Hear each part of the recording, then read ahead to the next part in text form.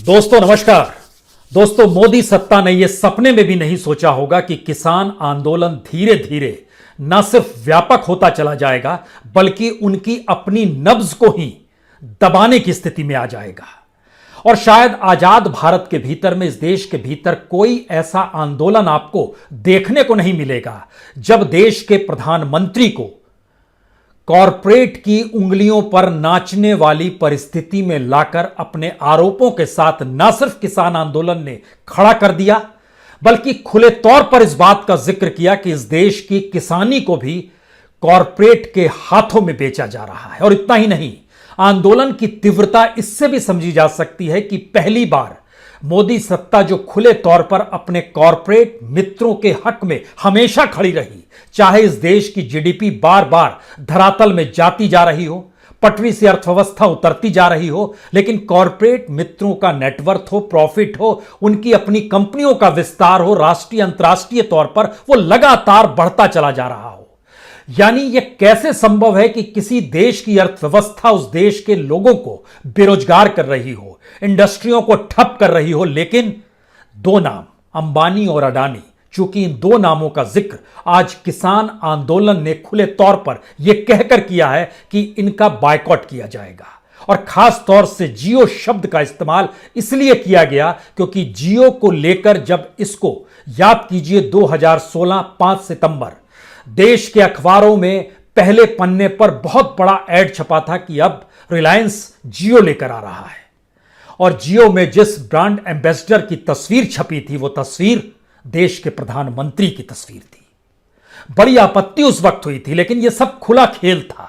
खुला खेल इससे पहले गुजरात के मुख्यमंत्री से देश के प्रधानमंत्री बनने और पद को संभालने के लिए जिस जेट विमान और प्राइवेट जेट से आए थे वह अडानी का था। वह इस देश की एयर इंडिया नहीं थी।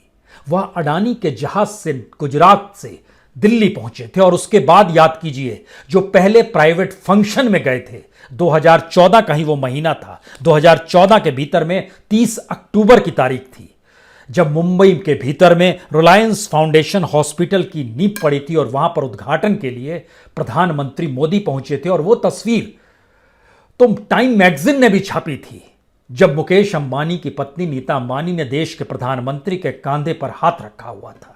यह एक संकेत था 2014 से लेकर 2020 तक। और यह वाकई इसका एहसास सरकार को नहीं रहा होगा कि किसान आंदोलन का विस्तार इस रूप में होगा जहां पर वह खुले तौर पर कहेगी कि अब रिलायंस और जियो के प्रोडक्ट का बायकॉट करना है। जहां पर अडानी का सामान बिकता है वहां पर विरोध प्रदर्शन करना है। बीजेपी के हेडक्वार्टर में भी विरोध प्रदर्शन होना है और कैबिनेट मिनिस्टर्स का भी विरोध प्रदर्शन और बायकॉट किया जाना है। दिल्ली जयपुर का रास्ता भी बंद किया जाएगा। ये सारी परिस्थितियां बतलाती हैं कि पहली बार इस देश के प्रधानमंत्री को कॉरपोरेट के कटघरे में खड़ा कर यह बताने और जताने की कोशिश की जा रही है कि यह देश कॉरपोरेट से नहीं चलता है, देश नागरिकों से चलता है। और जिस देश के भीतर में 60% आबादी कृषि पर निर्भर हो, कृषि की इकोनॉमी पर निर्भर हो, उसका जीडीपी में योगदान चाहे 14% हो, लेकिन इस देश की 60% आबादी को आप कॉरपोरेट के हाथों में गिरवी कैसे रख सकते हैं?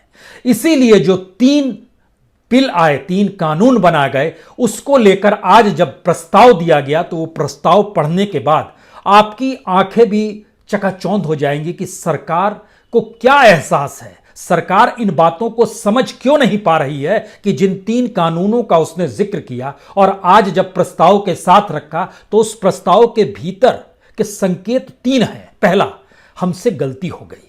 दूसरा, पहली गलती यह हो गई कि हमने आपसे कोई बातचीत नहीं की और चीजों को ले आए। दूसरा, संसद के भीतर में हमने जो वोटिंग करने की स्थिति में नहीं आए और विपक्षी राजनीतिक दलों को बोलने तक का मौका नहीं दिया गया और वहां पे चीजें पास करा दी गई। खासतौर से राज्यसभा की स्थिति बता रहे हैं। और तीसरी स्थिति है, ये तमाम गलतियां हैं लेकिन बावजूद इसके कानून वापस नहीं लेंगे, उस पर कुछ पैबंद लगा देंगे। और पैबंद की फेरिस्त जो है वह इतनी हास्यास्पद है कि हम एमएसपी लिख कर दे देंगे। कल्पना कर सकते हैं जिस देश के भीतर में सिर्फ 6% किसान, और किसानों की संख्या जब हमने सरकारी आंकड़ों के जरिए जोड़ी तो पता चला सिर्फ 50 लाख किसानों को ही एमएसपी का लाभ मिल पाता है।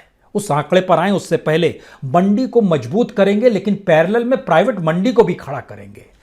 प्राइवेट परिस्थिति में इस देश के पीएसयू को सेल किया जा रहा है, बेचा जा रहा है, खुले तौर पर उनको नीलामी हो रही है, कौड़ियों के मोल नीलामी हो रही है। तो मंडियों की स्थिति कैसे बचेगी और कैसे मजबूत करेंगे?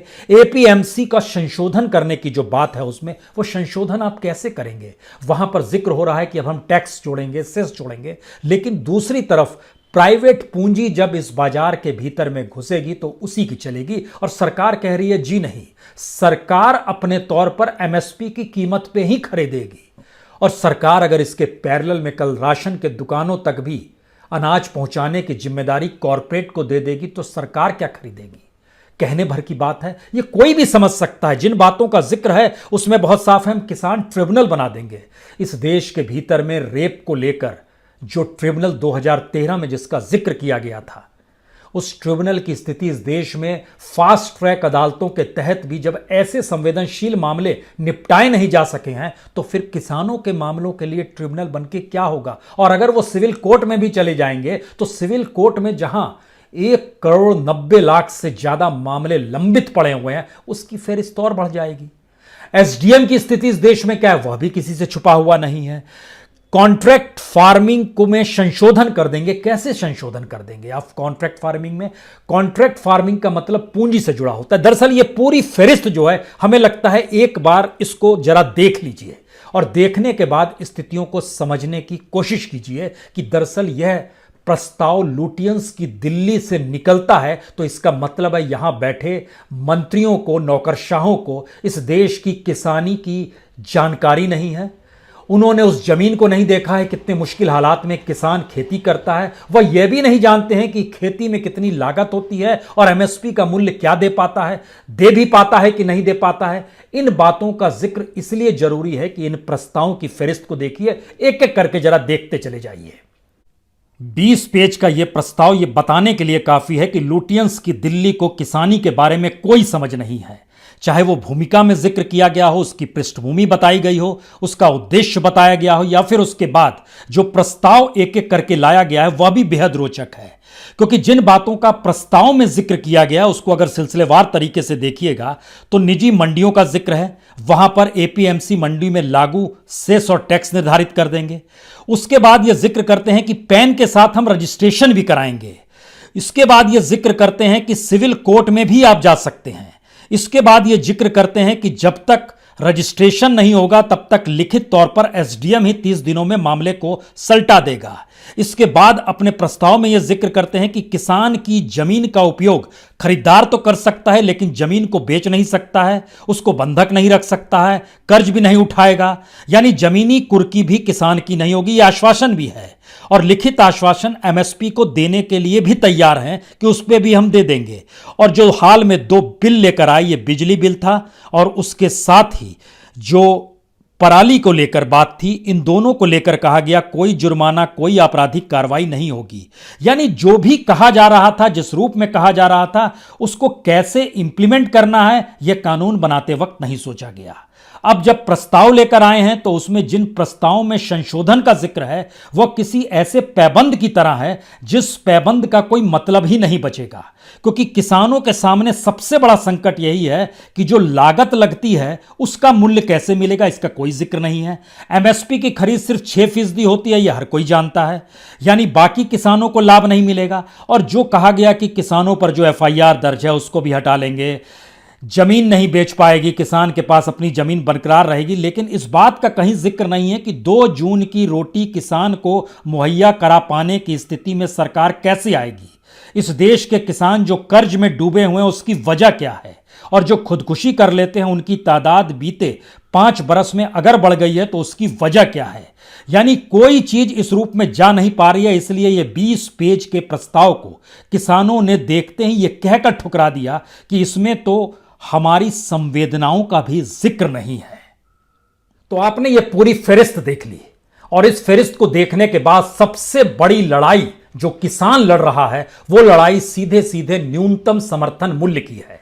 सरकार अपने दस्तावेजों में जिक्र करके खुश हो जाती है। मसलन वो जिक्र करती है कि गेहूं 1975 रुपए कर दिया गया, इससे पहले 1925 रुपए था। चना 5100 रुपए कर दिया गया, इससे पहले 4875 रुपए था। जौ 1600 रुपए कर दिया गया, इससे पहले 1525 रुपए था। मसूर की दाल 5100 रुपए कर दी गई, इससे पहले 4800 रुपए था। इसी तरीके से धान का मूल्य भी 50 रुपए बढ़ा दिया गया। लेकिन बार बार जरा इस एमएसपी के अंतर्गत खुले बाजार में बिकने वाले धान और गेहूं की फसलों को देखिए, कितनी कीमत में बिकता है। वो एमएसपी पे आप कुछ भी लिख कर दे दें, बाजार में उसकी कीमत 2010, 11, 12 में जो एमएसपी था उससे ज्यादा नहीं बिक पाता है। तो हर बरस बढ़ाने का मतलब क्या है? इसका मतलब है आपकी इकोनॉमी में गड़बड़ी है, और इकोनॉमी में जब आपकी गड़बड़ी है तो यहीं से बात कॉरपोरेट की शुरू होती है। कॉरपोरेट इकोनॉमी की गड़बड़ी अपने अनुकूल को बर्दाश्त नहीं कर पाता है। इसीलिए पिछले बरस सरकार ने कॉरपोरेट को 1,40,000 करोड़ रुपए की माफी दे दी। यह माफी इस आधार पर दे दी कि किसी भी तरीके से कॉरपोरेट अपने आप को ठीक करे और प्रोडक्ट्स को बाजार में लेकर आए। लेकिन वो कुछ भी लेकर नहीं आया। जो नुकसान हो रहा था उसने भरपाई की और अपने घर में बैठ गया। तो कॉरपोरेट की इस लड़ाई में पहली बार किसान और कॉरपोरेट जब आमने सामने खड़ा है, तो अब समझने की बात है क्या वाकई जिन बातों का जिक्र आज किसान आंदोलन ने किया है उसका मतलब बहुत साफ है। अंबानी और अडानी, अंबानी इसके प्रोडक्ट के तौर पर उनके जो अंबानी इसका जियो का सिनेमा है, जियो का स्मार्टफोन है, जियो का सिम कार्ड है, क्या इसका बायकॉट शुरू हो जाएगा? एलपीजी है रिलायंस का, रिलायंस के स्टोर्स हैं, रिटेल के सेक्टर में है, क्या यहां पर लोग नहीं जाएंगे? और अगर इस देश के मिडिल क्लास को इस बात का एहसास हो गया कि जिस तरीके से कॉरपोरेट फसलों की खरीद करेगा और उसके बाद गोडाउन में रखेगा, और गोडाउन में रखने के बाद वो जितनी ज्यादा बड़ी कीमत में बेचेगा बाजार में, उससे तो मिडिल क्लास भी आहत हो जाएगा।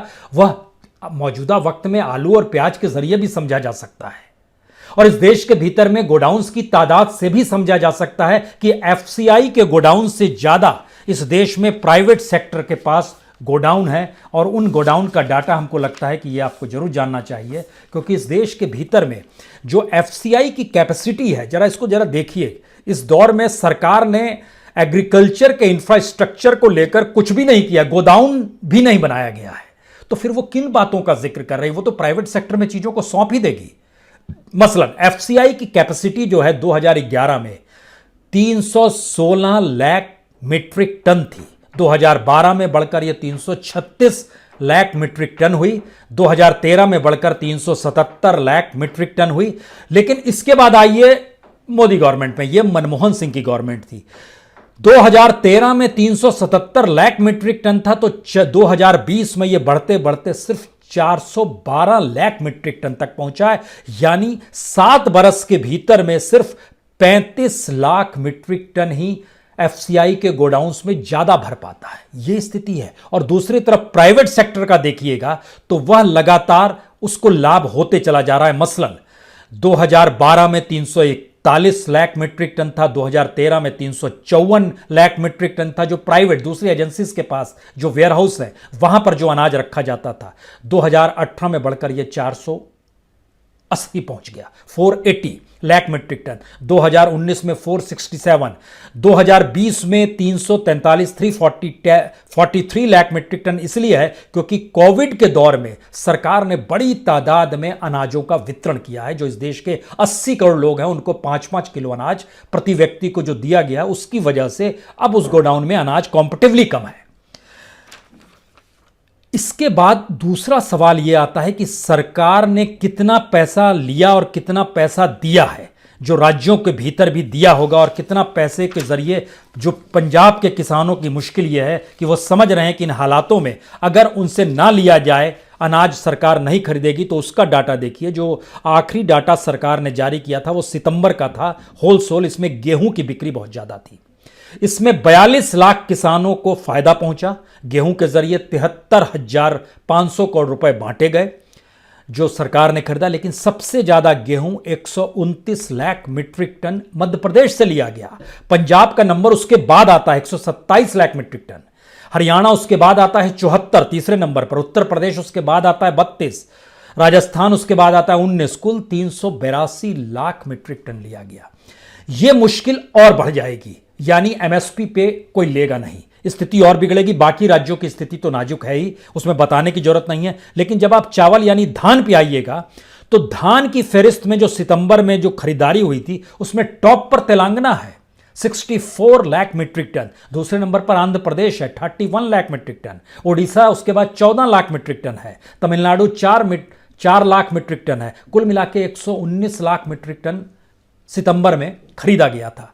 सवाल है कि धीरे धीरे किसानों की स्थिति नाजुक हो रही है। सवाल है कि राज्य भी अब एमएसपी पर अनाज खरीद पाने के लिए उनकी इकोनॉमी डगमगा गई है, वो खरीदने की स्थिति में नहीं आ पा रहे हैं। सवाल है अब इसके आगे का रास्ता किसानों के सामने क्या जाता है। किसानों ने जो नाम ले लिया अंबानी और अडानी का, इसका मतलब बहुत साफ है कि उन्होंने उस नब्ज को दबा दिया है जो इस राजनीतिक सत्ता, मौजूदा प्रधानमंत्री मोदी जो हैं उनकी जो सत्ता है उस पर उंगली रख दी है। क्योंकि अगर भारत के भीतर में कॉरपोरेट के प्रोडक्ट्स का बायकॉट किसानों ने शुरू किया और होते होते लोअर मिडिल क्लास और अपर मिडिल क्लास तक पहुंच गया तो फिर स्थिति नाजुक हो जाएगी। क्योंकि अडानी एडिबल ऑयल बनाते हैं, फूड एडिबल ऑयल बनाते हैं, जो अलग अलग फॉर्च्यून है, किंग सोयाबीन है, ऑयल है, इसके अलावा उनके दुनिया भर की चीज़ें हैं जो प्रोडक्ट्स के तौर पर है। रिलायंस के भी प्रोडक्ट्स हैं जिसमें खास तौर से रिटेल के सेक्टर में जिक्र किए गए तो Reliance fresh, Reliance smart, Reliance market, Reliance digital, Reliance jewel, वो तो ज्वेलरी में भी आ गया है, रिलायंस ट्रेंड्स जहाँ पर कपड़े खरीदे जाते हैं जो कि तमाम मॉल्स के भीतर में आपको दुकान नजर आएगी। दुनिया की अलग अलग जो बड़ी कंपनियां हैं उसमें भी रिलायंस का पैसा लगा हुआ है, जैसे अरमानी है, जैसे बॉस है, जैसे डीजल है, जैसे मार्क एंड स्पेंसर है। ये एक फहरिस्त है उसकी। ये बताने के लिए काफ़ी है क्या पहली बार इस देश के भीतर में किसानों ने लड़ाई उस कॉरपोरेट से शुरू कर दी है जिस कॉरपोरेट की पूंजी तले इस देश की पॉलिटिक्स चल रही थी। पहली बात, इस देश के किसानों ने उस नब्ज को दबा दिया है जिसके जरिए इस देश की इकोनॉमी को पटरी से यह कहकर उतारा गया कि हम 5 ट्रिलियन तक पहुंच जाएंगे क्योंकि कॉरपोरेट को लाभ देंगे तो कॉरपोरेट रिटर्न भी देगा। या फिर पहली बार इस देश के भीतर में एक हेड ऑन कोलिजन की स्थिति है जिसमें देश के ही कॉरपोरेट्स, कोका कोला बाहर की कंपनी थी, हिंदुस्तान पेट्रोलियम जब उस वक्त बेचा जा रहा था अटल बिहारी वाजपेयी के दौर में तो विदेशी कंपनियों को रोकने की बात थी जो जॉर्ज फर्नांडिस ने उंगली उठाई थी। अब तो खुले तौर पर सारी चीजें हो रही हैं। डिसइन्वेस्टमेंट के नाम पर भारत पेट्रोलियम का नाम भी है, उस समय भी भारत पेट्रोलियम का नाम था, और एक लंबी फहरिस्त है कि इन कंपनियों को बेच देना। इसका मतलब है कि सरकार की इकोनॉमिक सिचुएशन और इकोनॉमिक फिलॉसफी जो है वह जिस कैपिटल पे टिकी हुई है उसमें किसान मायने नहीं रखता है। और किसान ने अगर इस तरह कॉरपोरेट के विरोध और बायकॉट की स्थिति में लाकर देश को खड़ा कर दिया, क्योंकि देश के सामने 2 सवाल होंगे। किसान अगर अपने प्रोडक्ट को कल सरकार को ना बेचे तो जनता कहां से लाएगी गेहूं, कहां से लाएगी चावल, कहां से लाएगी सब्जी। उनको किसान के साथ खड़ा होना होगा, एक बात। दूसरी बात, अगर कॉरपोरेट किसी मार्फत घुस भी जाते हैं तो कॉरपोरेट को मुनाफा चाहिए। वह सब्सिडाइज रेट पर तो अनाज और फसल नहीं बेचेगा, उसको इस रूप में बेच भी नहीं सकता है क्योंकि उसका प्रॉफिट घट जाएगा, और प्रॉफिट अगर इस रूप में नहीं होगा तो वो कॉरपोरेट फिर सरकार को क्या रिटर्न करेगा। यह भी एक साइकिल है, इसको भी ब्रेक लगा दिया गया। यानी इन तमाम परिस्थितियों के बीच में आखिरी बात यह समझने की जरूरत है कि इस देश के भीतर में कितनी जिम्मेदारी के साथ सरकार ने काम किया है। चाहे वो सिंचाई का मुद्दा हो, सरकार ने सिंचाई का इंफ्रास्ट्रक्चर बीते 6 साल में डेवलप नहीं किया, सरकार ने मंडियों को उस रूप में डेवलप नहीं किया, सरकार ने एमएसपी के जरिए अनाज और फसल खरीदी जाए इसकी कोई पुख्ता व्यवस्था नहीं कर दी। अब वो सिर्फ ये कह रही है कि हम लिख कर दे देंगे। लिख के देने से भी काम नहीं चलेगा क्योंकि खरीदार के पास तो पैसा नहीं है और सरकार खरीदने की स्थिति में नहीं है, सिवाय एक राशन कार्ड के अलावे के जो पीडीएस सिस्टम है उसके अलावे देने की स्थिति में नहीं है। इतना ही नहीं, आपको जानकर हैरत होगी, जो एमएसपी तय करने के लिए जो commission for agriculture cost and prices है, जो एक ऑर्गेनाइजेशन बना हुआ है, उसमें 5 सदस्य होते हैं। एक चेयरमैन होता है, एक मेंबर सेक्रेटरी होता है, एक ब्यूरोक्रेट होता है सीनियर मोस्ट, एक और 2 किसान होते हैं। 2 किसानों तक की भर्ती उन जगहों पर नहीं हो पाई है। यानी ये एक ऐसा सवाल है कि बार बार लौट के वहीं पर आते हैं, इस देश की सरकार या प्रधानमंत्री खुद का स्टाइल कहीं कॉरपोरेट में तो तब्दील नहीं हो गया। हमने एक बात जिक्र किया था इससे पहले भी कि इस देश के प्रधानमंत्री के प्रचार पर बीते 5 साल 2014 से लेकर 2019 तक हर दिन 3 करोड़ 23 लाख रुपए खर्च होते रहे। किसान की कमाई प्रतिदिन की 214 रुपए है। 604 रुपए पंजाब के किसानों की कमाई आती है, लेकिन यहां 3 करोड़ 23 लाख रुपए प्रतिदिन प्रचार में उड़ाए गए। और जो विदेशी यात्रा प्रधानमंत्री ने की है, जब हमने उसका एवरेज निकालना शुरू किया, वह पता चला कि हर दिन विदेशी यात्रा का जो खर्चा था वो 25,44,427 करोड़ रुपए, 25,44,427 यह हर दिन खर्च हो रहा था, लगभग 25.5 लाख रुपए। और इसको जब आप कन्वर्ट कर दीजिएगा कि 5 साल में कितना खर्चा हुआ, तो तकरीबन 465 करोड़ रुपए विदेशी यात्राओं में खर्च हुए हैं। यह रईसी कोई कॉरपोरेट या बड़ा बिजनेस टाइकून कर सकता है। भारत जैसे देश में जहां न्यूनतम की लड़ाई किसान लड़ रहा हो, वहां पर जहां बेरोजगारी की परिस्थितियां सबसे विकट आजादी के बाद से हो चली हो, जहां सबसे नीचे जीडीपी चली गई हो, वहां पर यह रईसी कैसे संभव है? इसका मतलब है कि इकोनॉमिक रिफॉर्म में गड़बड़ी है। और इस देश के जो नीति आयोग है, नीति आयोग के सीईओ अमिताभ कांत जब कहते हैं कि हम लोग मैक्सिमम डेमोक्रेसी को जी रहे हैं, इसी वजह से रिफॉर्म नहीं हो पाता है, तो हमें लगता है कि लौट चलना चाहिए आजादी के तुरंत बाद, जब प्लानिंग कमीशन बनी थी। मोदी सत्ता ने तो प्लानिंग कमीशन खत्म कर दी और नीति आयोग बनाया, जिसके सीईओ कहते हैं कि डेमोक्रेसी को भी अब छोटा कर देना चाहिए, तभी हम रिफॉर्म कर पाएंगे। उस वक्त जब प्लानिंग कमीशन ने पहली बार बताया था और पार्लियामेंट में आके नेहरू के मंत्री ने जानकारी दी थी कि 16 आने प्रति व्यक्ति आए हैं, तो उस वक्त राम मनोहर लोहिया ने आपत्ति की थी कि ये झूठ बोल रहे हैं। और एक लंबी बहस हुई, और उस लंबी बहस के बाद राम मनोहर लोहिया जो समाजवादी थे, उनकी जो पूरी टीम थी, उन्होंने जब एनालिसिस करना शुरू किया और पार्लियामेंट में जो सबसे लंबा डिस्कशन चला, आखिर में सरकार को मानना पड़ा, आप ठीक कह रहे हैं, यह 16 आने नहीं है, वो घटाते घटाते 11 आने पर आए। लेकिन राम मनोहर लोहिया लगातार कहते रहे कि यह भी झूठ है। यहां तो बात यह है कि उन्होंने बात 3 आने से शुरू की थी, उन्होंने कहा 9 आने से ज्यादा संभव ही नहीं है। तो प्लानिंग कमीशन को भी अपने डॉक्यूमेंट्स ठीक करने पड़े थे उसके बाद। और आज की स्थिति यह आ गई है कि नीति आयोग उसके बदले कहता है कि यह देश मैक्सिमम डेमोक्रेसी को जी रहा है।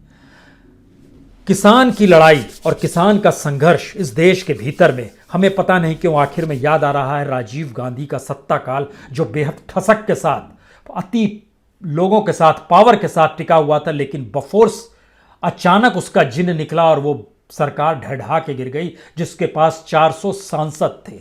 मौजूदा सरकार के पास भी गठबंधन के साथ 350 सांसद हैं और खुद उसके 303 सांसद जो 2019 में जीत कर आए। लेकिन किसानों का यह संघर्ष जब सत्ता को ही बना चुका हो कि आप कॉरपोरेट की उंगलियों पर नाच रहे हैं और कॉरपोरेट की उंगलियों और उनके शिकंजे में हमें भी डाल रहे हैं, तो इसका मतलब है यह लड़ाई बड़ी और व्यापक है। यह रास्ता संघर्ष का तो जरूर है। सवाल इसमें यही है कि संयम और जुड़ाव और सरोकार किसके ज्यादा तेजी से बढ़ेंगे, क्योंकि प्रचार तत्व के आश्रय जो तमाम मीडिया को अपने भोंपू के तौर पर मौजूदा सत्ता ने इस्तेमाल करना शुरू किया है, कुछ दिनों के बाद मीडिया के भीतर भी यह सवाल होगा कि अगर उन्हें लोग बायकॉट करेंगे, देखेंगे नहीं, क्योंकि जब अंबानी और अडानी का बायकॉट हो सकता है, तो इन न्यूज चैनलों की क्या बिसात। संभलना इन्हें भी है और कुल मिलाकर इस देश को संभालना है। बहुत बहुत शुक्रिया, बहुत बहुत शुक्रिया।